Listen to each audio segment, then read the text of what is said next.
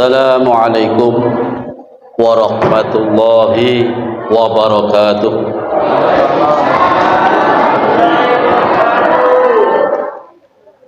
Bismillahirrahmanirrahim. Alhamdulillahilladzi arsala rasulahu bil huda wa dinil haqq liyudhhirahu 'alad dini kullih walau karihal kafirun. Summa assalatu wassalamu ala sayyidina wa nabiyyina wa maulana Muhammad.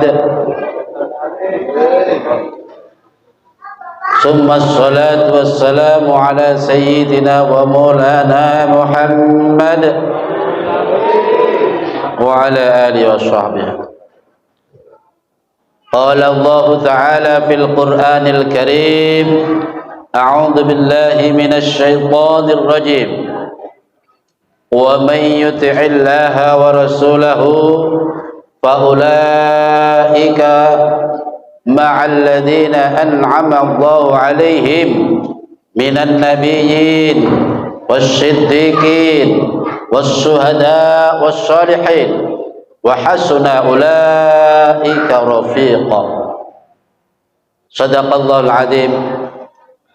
Ma'asyiral muslimin, hadratal mukarramin wal muhtaramin, ulama'ana wa qurama'ana, wabil khusus para alim, para ulama, para asatidah, para khabaib bila ada yang hadir, wabil khusus akhinal karim Ustadz Ali Tamam selaku Soqibul Bait wa Soqibul Wilayah, Imam Masjid Al-Muhajirin yang dimuliakan Allah, pada yang terhormat Bapak Ketua Panitia dan Pak Yasin, kalian sejajaran, seluruh pengurus Masjid Al-Muhajirin yang dimuliakan Allah, hadirin hadirat, Bapak Ibu yang berbahagia yang dipilih Allah Subhanahu wa taala untuk bisa hadir di tempat yang mulia ini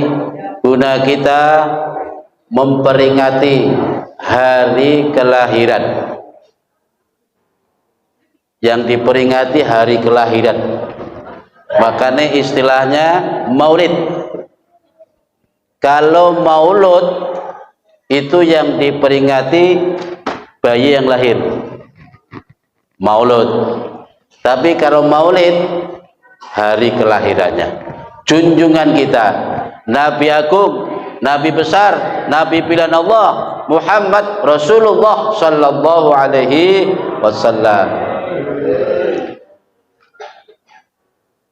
Bapak Ibu yang dimuliakan Allah Subhanahu Wa Taala, mari kita sejenak menata niat bahwa kita hadir di sini semata-mata untuk menunjukkan rasa mahabbah kita, rasa cinta kita kepada Nabi Muhammad Sallallahu Alaihi Wasallam. Sejak tadi kita menyaksikan penampilan dari putra-putri kita, luar biasa. Mulai dari pembawa acara, pembacaan ayat suci Al-Quran, berikut sari tilawahnya.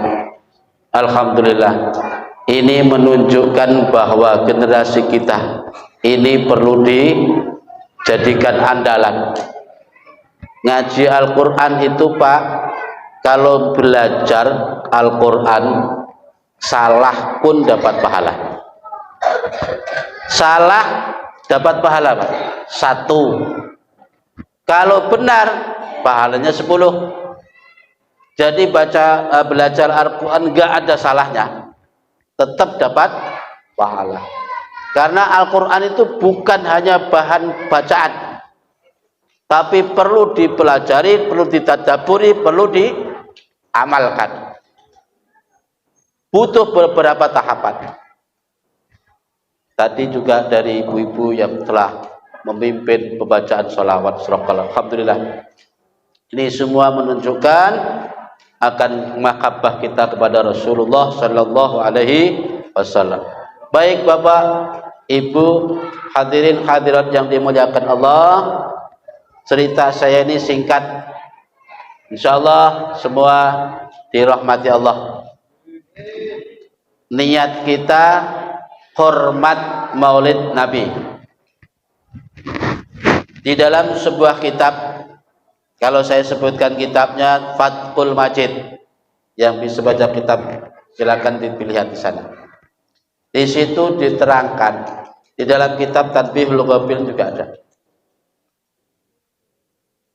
Ayat yang saya baca tadi, wa may yuti'illaha wa rasulahu fa ulaika ma'al ladzina an'ama Allahu 'alaihim minan nabiyyin was-siddiqin was-syuhada was-shalihin wa hasuna ulaika rafiqa. Artinya wallahu alam bi muradihi, kita enggak tahu lengkap artinya enggak. Barang siapa yang taat kepada Allah, taat kepada Rasulnya, maka mereka disertakan orang-orang yang telah diberi nikmat Allah dari golongan para nabi, para mursalin, para sholihin, para syuhada. Mereka lah sebaik-baiknya teman di surga nanti. Hadirin jamaah yang dimuliakan, ini ayat khusus diturunkan di dalam kisah Sauban, seorang sahabat Rasul yang beliau ini tidak sabaran ketemu Rasul. Sehari saja nggak ketemu Rasul, sakit Pak, murung. Suatu hari beliau menghadap Rasul, kelihatan wajahnya pucat, badannya lemes. Rasul bertanya, ya Sauban, aku lihat engkau kok lemes, badanmu mukamu pucat, kenapa? Apa engkau sakit? Ya Rasul, sebetulnya aku ini tidak sakit ya Rasul. Aku ini tidak pucat ya Rasul. Cuma aku sehari saja enggak melihat wajah engkau, rasanya badan ini lemes, sakit betul.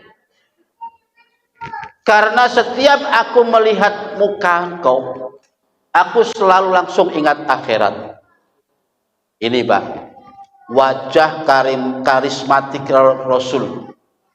Begitu orang memandang wajah Rasul langsung ingat akhirat. Ingat akhirat. Begitu Sauban ini ingat akhirat, lalu dia membayangkan macam-macam. Ya Rasul, andaikan nanti aku di akhirat, kalau toh aku masuk surga, tentu tempatku tidak sama dengan tempat engkau. Engkau adalah makhluk mulia, nanti di surga tempatku tentu di atas, sedangkan aku, itu pun kalau aku masuk surga. Kalau aku tempatku di neraka, ya Rasul, berarti aku gak pernah lihat wajah engkau lagi. Itu. Jadi Sauban ini orang yang disebut qalilus sabri, sedikit sabarnya. Sedikit sabarnya, maksudnya gak sabaran ketemu Rasul. Akhirnya ayat ini turun Pak, yang artinya kunci utama, yang penting taat kepada Allah, taat kepada Rasul. Tidak bisa satu-satu Pak. Taat kepada Allah, tidak taat kepada Rasul, sama juga bohong. Atau sebaliknya, taat kepada Rasul, tidak taat kepada Allah, sama juga bohong. Kita ingat Pak, ada sebuah cerita. Pernah dengar? Ada jenis binatang yang bisa masuk surga. Di dalam kitab Duratul Nasikin itu disebutkan, ada 10 macam binatang masuk surga. Bisa masuk surga. Di antaranya untanya Nabi Soleh. Terus diantaranya lagi kambingnya Nabi Ismail. Terus lagi yang terakhir ini disebutkan anjing. Loh, anjing bisa masuk surga? Halo Bu, giliran saya ngomong. Anjing bisa masuk surga. Anjingnya Ashabul Kahfi. Kok bisa cerita? Gimana ceritanya ini?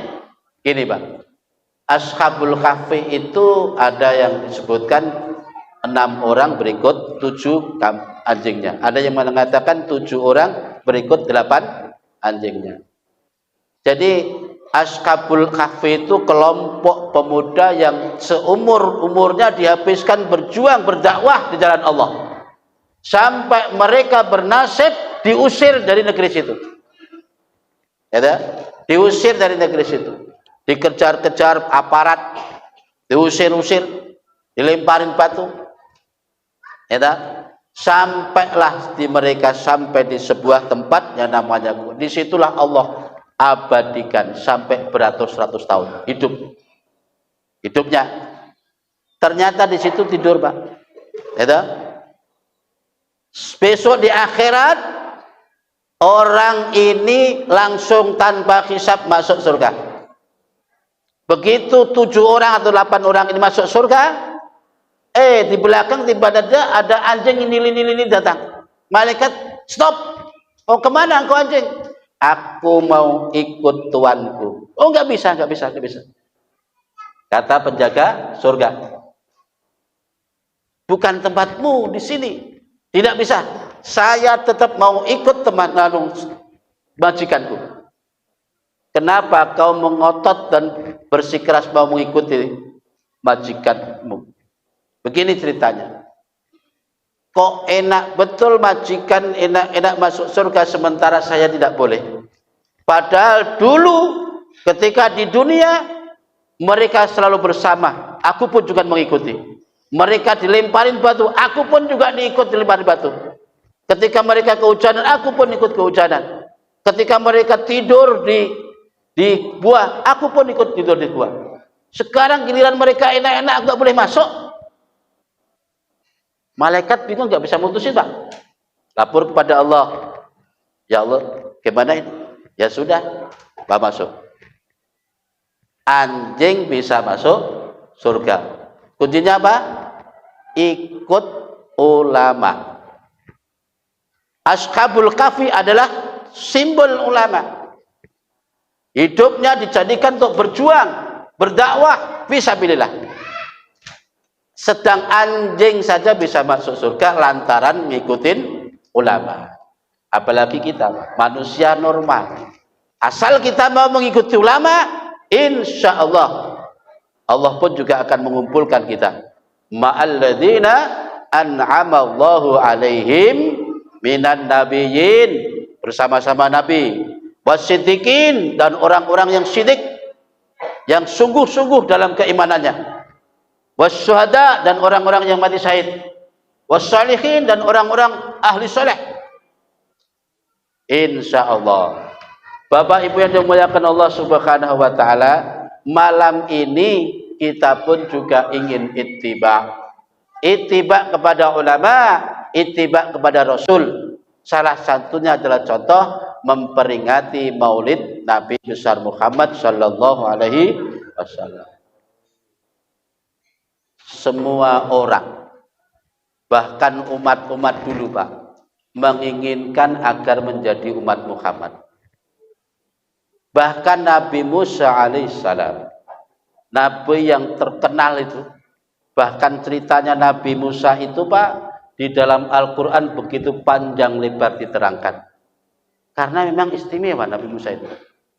Entah demikian beliau masih menginginkan agar menjadi umat Muhammad. Disebutkan dalam kitab itu, Nabi Musa bertanya kepada Allah, ya Allah, ketika saya diperlihatkan surga itu, saya melihat di papan itu ada tulisan di mana umat yang mendapatkan izin asy-syafi'unal musyaffa'un, umat yang diberi izin memberi syafaat juga berhak menerima syafaat. Tolong ya Allah jadikan itu sebagai umatku.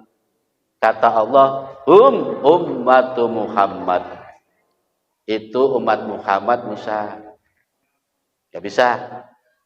Ya, Nabi Musa bertanya lagi, ya Allah, saya melihat di papan itu ada tulisan bahwa umat itu diperbolehkan memerangi orang-orang jahat, orang-orang yang sesat, termasuk diberi izin nanti yang membunuh Dajjal. Yang membunuh Dajjal termasuk dari golongan umat Muhammad. Nabi Musa lagi-lagi begitu, ya Allah, jadikan mereka sebagai umatku. Allah berkata, ummatu Muhammad. Tidak Musa, itu umat Muhammad. Ini jauh sebelum umat Muhammad ada. Lagi, Nabi Musa melihat pula tulisan di sana. Ya Allah, saya kok melihat tulisan. Di situ ada keterangan umat, di mana cara bersuci ini cukup dengan lantaran air dan batu. Enak betul umat sini. Cara bersuci cukup dengan lantaran air dan batu. Kan begitu Pak? Kita bersuci kan, alat sucian kita kan air, batu, dan debu. Gitu kan? Lagi-lagi Musa bertanya, ya Allah, jadikan mereka umatku. Allah pun menjawab, ummatu Muhammad. Lagi-lagi enggak bisa Musa, itu umat Muhammad. Padahal kita belum lahir Pak. Belum, Muhammad saja belum lahir. Nabi kita belum dilahirkan. Akhirnya Nabi Musa lagi bertanya lagi, ya Allah, aku melihat papan itu ada tulisan umat di mana ketika mereka berniat baik saja, baru berniat baik, langsung dicatat dan dibalas satu kebaikan. Padahal mereka belum melakukan. Kalau dia sudah melakukan niat kebaikannya, baru dicatat 10 kebaikan. Ini di situ tulisan. Barang siapa di situ ya, manhum hamma al-amal as-salih wa lam ya'malha kutiba lahu hasanatan. Mereka baru niat melakukan kebaikan saja sudah dicatat 1 kebaikan. Begitu dilakukan betul, dicatat dibalas 10 kebaikan. Dan anehnya lagi Pak, manakala mereka punya niat jahat, tidak dicatat. Selama kejahatan yang diniati ini belum dilakukan, tidak dicatat. Oh, enak betul. Kalau niat kebaikan, hanya baru niat saja sudah dicatat. Ketika diamalkan betul, dicatat 10 kali. Tapi kalau niat kejahatan, tidak dicatat niat itu. Itu. Kalau toh dilakukan betul itu, cukup sekali dicatat. Sekali melakukan dosa, 1 kali dicatat. Tapi nek kebaikan 10 kali dicatat. Luar biasa umat Muhammad. Laki-laki Musa menginginkan, ya Allah, ij'alhum min ummati. Jadikan mereka umatku ya Allah. Kata Allah, ummatu Muhammad. Tidak Musa, itu umat Muhammad. Nah, itu kan. Makanya Pak, kalau kita mau niat kebaikan, niatnya yang banyak. Baru niat aja sudah dicatat kebaikan 1. Tapi jangan hanya niat aja. Masa bangun masjid gak cukup diniati Pak? Baik. Kemudian yang ketiga, yang berikutnya, Nabi Musa di situ melihat tulisan juga. Ya Allah, saya melihat ada umat yang masuk surga. Di antara umat itu masuk surga tidak dihisab. Ada sekian persen. Masuk surga tanpa dihisab. Nabi Musa pun juga menginginkan. Ya Allah, jadikan mereka umatku. Lagi-lagi Allah menjawab. Tidak Musa, ummatu Muhammad. Itu adalah umat Muhammad sallallahu alaihi wasallam. Di situ disebutkan di antara umat Muhammad yang nanti masuk surga tanpa dihisab 70.000. 70.000 dari umat Muhammad. Tapi kalau di dalam tiba itu Pak, sulusun yadkhulunal jannata bighairi hisab. Sepertiga umat Muhammad masuk surga tanpa dihisab. Artinya masuk surga tanpa hisab gimana? Begitu masuk ya masuk, nggak usah hitungan, nggak usah menghadapi hisab, nggak usah menghadapi pertimbangan amal, nggak usah menghadapi pengadilan akhirat. Sudah, begitu masuk, seret, masuk begitu saja. Ini tentu golongan orang-orang istimewa. Nabi Musa mengharapkan begitu. Itulah keutamaan umat Muhammad kita ini, Pak. Kita ini yang dimaksud itu. Jangankan Nabi Musa, Nabi Adam pun mengakui keistimewaan umat Muhammad. Adam itu kan pernah melakukan dosa, Pak. 1 kali melakukan dosa. Apa? Makan buah kulti yang mana dulu sudah dilarang oleh Allah, ternyata dilanggar, gitu kan?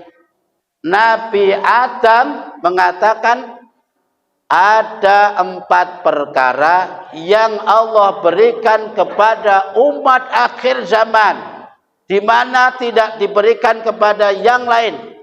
Tidak itu nabi, tidak itu mursalin, tidak itu umat yang terbaik, kecuali umat Muhammad. 4 perkara.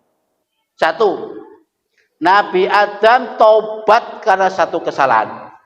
Sampai beberapa puluh tahun, ada yang mengatakan 40 tahun sujud.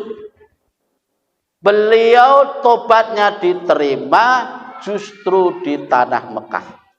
Melakukan dosanya di surga. Terima tobatnya di Mekah. Sedangkan umat Muhammad biar melakukan dosa di mana-mana, begitu dia tobat diterima di situ juga oleh Allah. Enaknya nggak usah nunggu di Mekah. Ini luar biasa.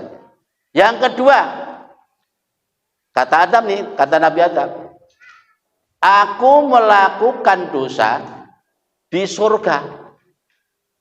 Begitu dosa aku lakukan, langsung aku diusir dari surga. Diusir. Melakukan dosa di surga, lalu diusir, diturunkan di bumi. Sementara kita, umat Muhammad, melakukan dosanya di bumi, tapi mengharap masuk surga. Gitu? Terus Nabi Adam berkata, aku melakukan dosa dalam keadaan berbusana. Waktu itu berbusana. Tapi begitu melakukan dosa langsung tertanggal ini, Pak.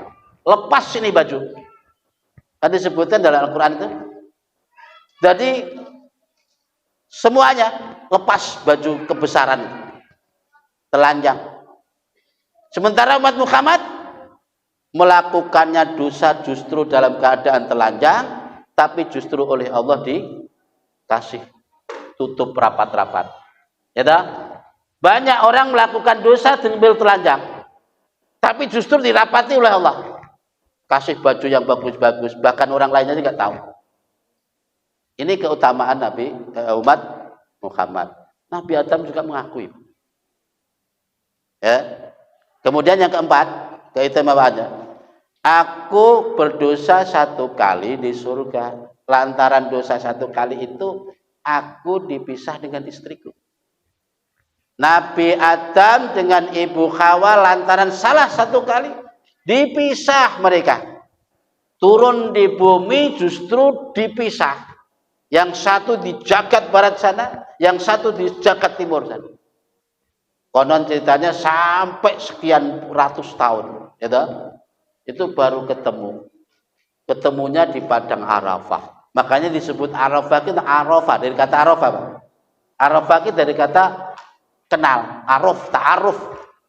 Jadi dari kejauhan ketemu Nabi Adam, dari kejauhan Ibu Hawa kelihatan. Jadi kayak neng film ini gerak lambat. Oh Adam, dari kejauhan kan? Disitulah tempat Arafah. Makanya disebut Arafah. Arafah itu Adam mengerti Hawa, Hawa melihat Adam. Baiklah Bapak Ibu yang dimuliakan Allah Subhanahu wa taala, mengenai keutamaan umat Muhammad, beberapa yang hadis bisa kita lihat, bisa kita cari dalam kitab-kitab kuning. Kenapa kita disuruh untuk meniru, mencontoh Rasulullah sallallahu alaihi wasallam. Karena Rasul itu adalah manusia yang besar, manusia yang utama, manusia yang luar biasa. Basyarun la kal basar. Manusia tapi tidak seperti manusia lumrah. Tanda pengenal kita kepada Nabi salah satunya adalah baca sholawat, Pak.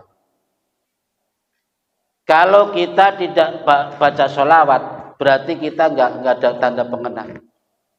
Kita hidup di sekian ratus tahun di zaman Nabi, dari zaman Nabi. Artinya kita tidak pernah ketemu Nabi, tidak pernah memandang wajah Nabi. Yang kita kenal hanya melalui cerita dari guru kita sampai para tabiin sampai para sahabat. Kenapa kita harus mengenang Nabi? Pertama harus mengenal dulu. Orang itu kalau sudah kenal, baru mengenal lebih jauh lagi, akhirnya timbul rasa cinta, rasa sayang. Kalau sudah ada rasa cinta, cenderung mencontoh. Biasanya begitu, Pak. Kalau sudah mencontoh, ya sudah mengidolakan. Itu targetnya. Kita disuruh untuk mengenal dulu. Bagaimana cara mengenal Nabi? Sementara kita hidup jauh di zaman Nabi. Caranya juga jangan dengan cara begini. Mengadakan peringatan maulid ini di mana lalu di situ diterangkan tentang sejarah Nabi, akhlak mulia beliau, jiwa yang menonjol dari beliau adalah pemaaf. Ini seringkali diungkapkan melalui ceramah, mau'idhah dan sebagainya, sehingga muncul rasa sayang. Adalah diterangkan dalam kitab itu, Jibril berkata, ya Jibril, ya Muhammad, ketika ada seseorang baca sholawat, lalu Jibril melapor, malaikat yang bertugas itu pun melapor, Muhammad, Fulan bin Fulan dari umatmu telah membaca sholawat kepada uluk salam. Akhirnya Nabi menjawab langsung, Pak, dan tulisan itu disimpan oleh Nabi. Catatan malaikat itu disimpan sebagai tanda pengenal kita. Nah, kalau kita nggak pernah baca sholawat, lalu apa yang bisa kita andalkan nanti di hadapan Nabi? Sementara barang siapa baca sholawat satu kali, kata Nabi, barang siapa baca sholawat kepadaku satu kali, Allah balas 10 kali. Barang siapa baca sholawat 10 kali, Allah balas 100 kali. 10 kali lipat. Barang siapa baca sholawat 100 kali, maka Allah balas 1000 kali. Dan barang siapa baca sholawat sampai 1000 kali, maka dia bara'atun minanna. Dia akan namanya dibusuk dari golongan orang-orang yang masuk neraka. Bebas dia. Itu. Jadi malaikat saja juga memperhatikan orang baca sholawat. Orang baca sholawat itu yang beruntung bukan kita saja. Termasuk nama orang tua kita disebut Fulan bin Fulan, si A bin si A. Nama orang tua gitu. Itu baca sholawat. Dan setelah ada kisah Sauban seperti itu, Siti Aisyah berkata, man ahabballaha azkara dzikrahu. Barang siapa yang mengaku cinta kepada Allah, maka tentu ia akan memperbanyak mengingat Allah. Menzikir Allah itu bisa saja mengingat, bisa saja menyebut zikir itu. Kata-kata zikir itu biasa diartikan zikir, menyebut atau mengingat. Karena kadang ada orang menyebut tapi hatinya nggak ingat.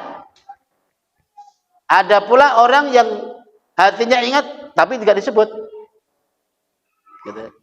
Yang dimaksud di sini tentu dua-duanya, mengingat Allah dan menyebut Allah. Jika orang itu ngaku cinta kepada Allah, tentu setiap saat dia akan selalu berzikir Allah, Allah, Allah. Natijahnya apa? Wal hasil dari cinta Allah gimana? Allah pun akan menyebut mereka. Allah itu akan cerita Pak, ning malaikate. Iki fulan bin fulan hambaku ki sayang kepadaku. Setiap saat dia menyebut aku. Allah pun juga menceritakan Pak kepada malaikat-malaikat. Ini si fulan bin fulan kok setiap saat menyebut aku ya? Aku juga mulai sayang kepadanya. Dengan penuh rahmat Allah, dengan ridwan Allah. Ya, terus man akhabbar rasul ya aksara min sholatin. Barang siapa mengaku cinta Rasul, tentu dia akan banyak-banyak baca sholawat. Nek mau ngaku cinta saja nggak baca sholawat, ya akon-akon. Nah, di dalam kitab Ihsatul Ibad itu terangkan Pak, insya Allah ya. Kadar orang memperbanyak, istilah kata-kata memperbanyak itu minimal sehari semalam 300. Kurang dari 300 berarti belum kategori memperbanyak. Nih, baca sholawat minimal sehari semalam 300. Karena istilah memperbanyak aksara min sholawat, lihat ini, ya memperbanyak baca sholawat. Kalau kurang dari 300 itu bukan aksara namanya. Berarti masih baca biasa saja. Meskipun tadi tidak ada keterangan barang siapa baca sholawat 100 kali maka Allah balas 10 kali. Tapi kalau mengaku cinta Nabi setidaknya sehari semalam tidak kurang dari 300 baca sholawat. Buahnya gimana? Natijah kita baca sholawat itu insya Allah kita sampai kepada syafaat beliau. Apa sih istilah syafaat itu Pak? Bu, kita sering dengar syafaat. Ya, syafaat itu pembelaan kalau bahasa kita sekarang. Pertolongan Nabi. Semua orang nanti akan membutuhkan syafaat Nabi. Tidak hanya dari umat beliau saja. Bahkan umat mulai dari Nabi Adam sampai besok hari kiamat akan membutuhkan syafaat. Itu syafaat. Dan Allah hanya kasih syafaat kepada orang-orang tertentu. Makanya tadi disebut umat Muhammad itu ada yang asyafi'unal musyafa'un. Orang yang diizini Allah memberi syafaat, juga orang yang mendapatkan syafaat. Di antara umat Muhammad ada yang namanya syafaatul uzma. Ini kemarin waktu di ngaji tinggal sudah saya sampaikan. Syafaatul uzma, syafaat yang agung. Ini syafaatnya Nabi. Yang punya syafaatul uzma, yang diberi izin Allah memberi syafaatul uzma hanya Nabi Muhammad sallallahu alaihi wasallam. Jadi gini Pak, ketika hari akhir kiamat sudah digelar, ya. Ini cerita singkatnya. Orang sudah pada ngumpul di mahsyar. Di padang mahsyar dikumpulkan, dihimpun mulai dari umat Nabi Adam sampai umat besok hari kiamat dikumpulkan dalam satu tempat yang namanya mahsyar atau biasa disebut mauqif, tempat berkumpul. Bisa kita bayangkan kayak apa manusia di situ berjubel, bertumpuk-tumpuk, berdesak-desakan dalam satu tempat. Di situ nasib orang tentu berbeda, Pak. Ada yang digambarkan saking parahnya sakit di situ. Sampai ada orang yang keringatnya ini sampai mengalir, menggenang sebatas betisnya. Ada yang sampai menggenangi sebatas pahanya. Sampai yang menggenang sampai batas perutnya, sampai ada yang batas dada, sampai yang tenggelam dengan keringatnya sendiri. Padahal orang sekeliling nggak segitu. tergantung amal ibadahnya ketika di dunia. Nasib di situ juga berbeda-beda. Padahal mereka ibarat berdiri orang upacara di tempat di tanah yang datar. Datar, Pak. Andaikan ada air atau ada banjir gitu kan tentu sama-sama kita kena. Andaikan yang satu kena pas batas betis, kan yang lain juga pada betis. Datar kok. Tapi ini enggak, Pak. Tergantung amal ibadahnya ketika di dunia. Dan keadaan seperti itu berlangsung sampai berpuluh-puluh tahun. Allah membiarkan mereka tidak dikasih apa-apa dan tidak tidak diopainin. Bahasa kita, tidak diopainin. Mereka sampai tidak tahan. Ada yang menggerutu, ya Allah, Mbok Yodang diputusin ini urusan. Biarkan kami dipindahkan ke neraka sekalipun. Mereka sampai itu. Saking nggak betah. Ini dimaksar. Lalu ada di antara mereka mengusulkan, bagaimana kalau kita datangi nenek moyang kita, Nabi Adam. Oke, kita datang. Mereka mendatangi Adam, ya Adam, anta abal bashar. Engkau adalah bapak manusia. Ini keadaan kami sudah gak karu-karuan. Tolong kami. Kata Nabi Adam, wala cucu-cucuku, aku sendiri punya dosa. Satu kali saja saya belum tahu kenapa. Bagaimana nasibku ini nanti. Ya, coba kamu datangi Nabi Nuh alaihissalam. Mereka lalu mendatangi Nabi Nuh. Apa jawab Nuh? Aku pun juga gak bisa menolong kalian. Aku juga mempunyai dosa. Aku ngurusi anakku sendiri nggak kopen. Anaknya Nabi Nuh siapa namanya? Kan'am. Sampai nggak tersentuh dakwah beliau. Kan'am anak Nabi Nuh sekalian istrinya nggak selamat. Ini urusan. Coba kamu datangi Nabi Ibrahim. Akhirnya mereka datangi Nabi Ibrahim. Jawab Nabi Ibrahim, sama, karena aku juga punya dosa. Aku juga mempertanggungan jawab di hadapan Allah.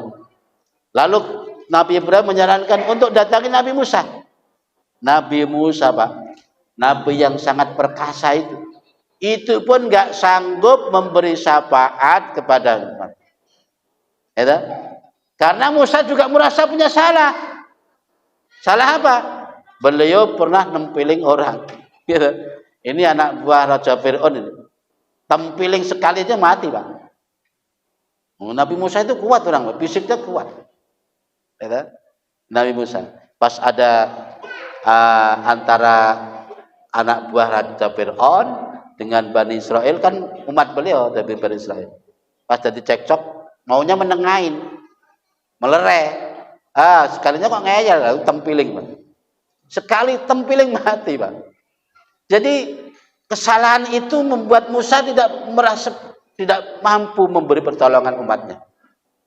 Nabi Musa lalu mengutus, coba kamu datangi itu nabi-nabi berikutnya. Sampai Nabi Isa alaihissalam. Nabi Isa juga begitu jawabannya.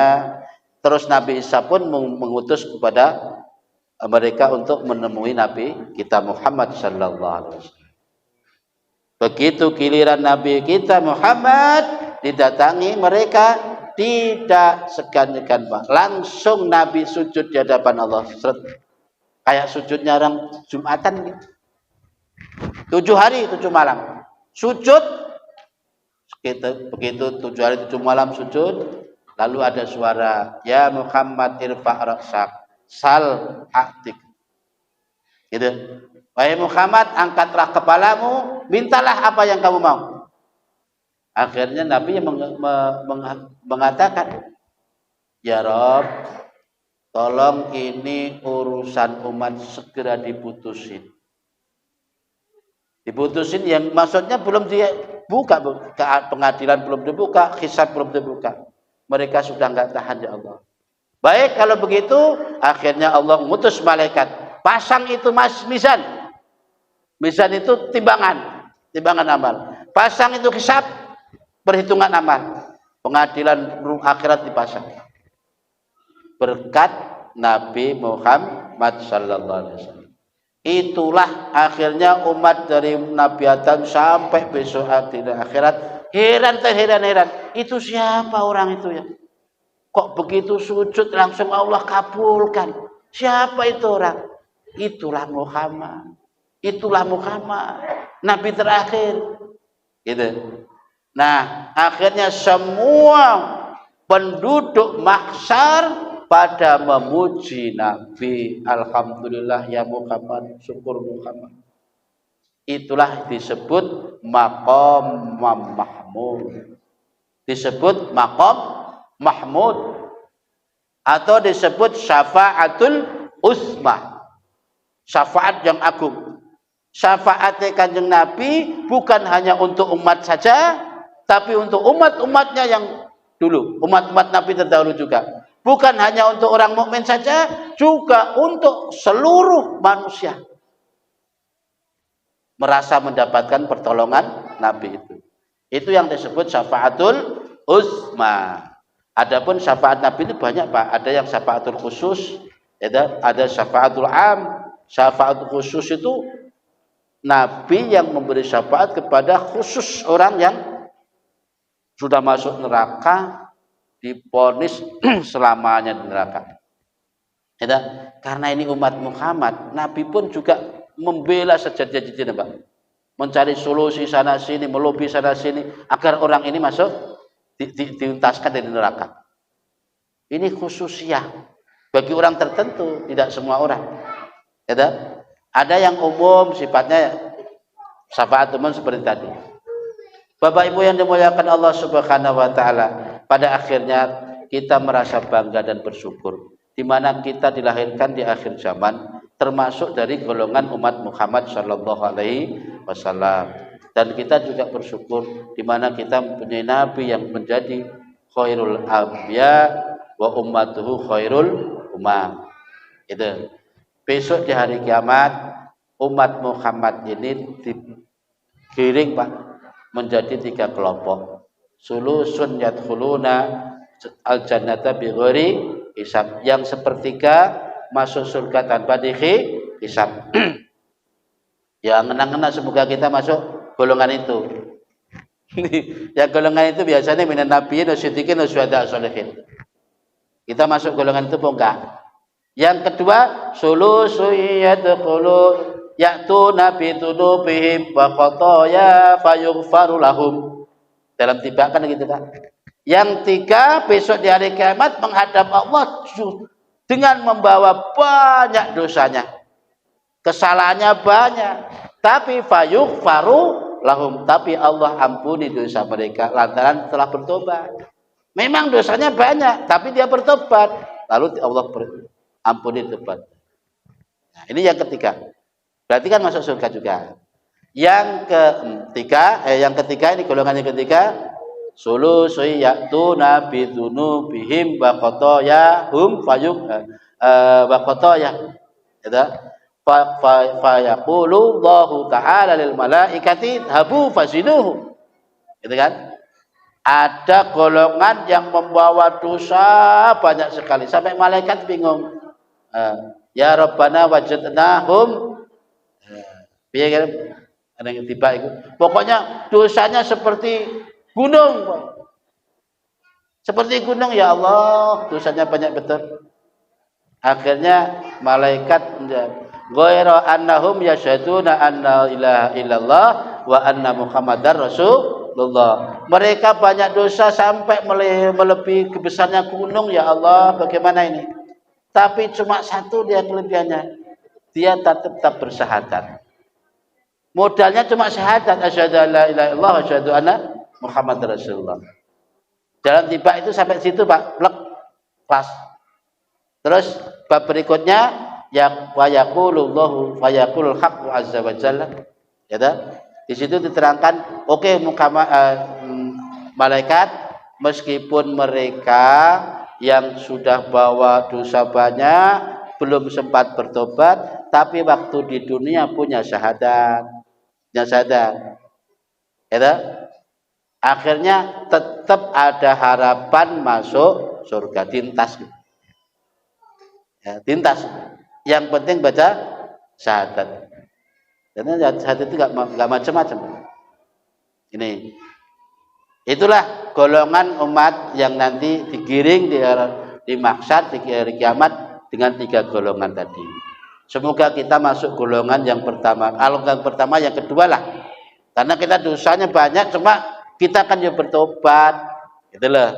Ya, kita baca sholawat dengan harapan semoga Allah memberi rahmah, gitu. Yang golongan pertama itu biasanya Pak, ini yang istimewa, golongan nabi, salihin, syuhada, para yang mati syahid. Mati syahid yang benar-benar di medan perang. Karena adanya kriteria mati syahid yang diselain di medan perang. Orang yang sedang berjihad, berjuang mencari ilmu di pondok, tiba-tiba meninggal di tengah jalan. Itu pun juga mati syahid. Tapi tentu nilainya tidak seperti yang di medan perang.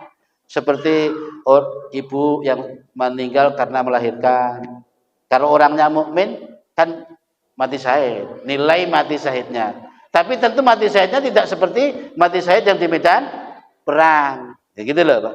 Jadi banyak kriteria mati syahid, tapi tidak sebagaimana mati syahid yang di medan perang. Termasuk orang yang mati karena kejatuhan, mati karena tenggelam. Tapi laki-laki ya kalau orangnya mukmin, kalau orangnya enggak mukmin ya tetap tenggelam, tetap kebakaran, tetap kebakaran.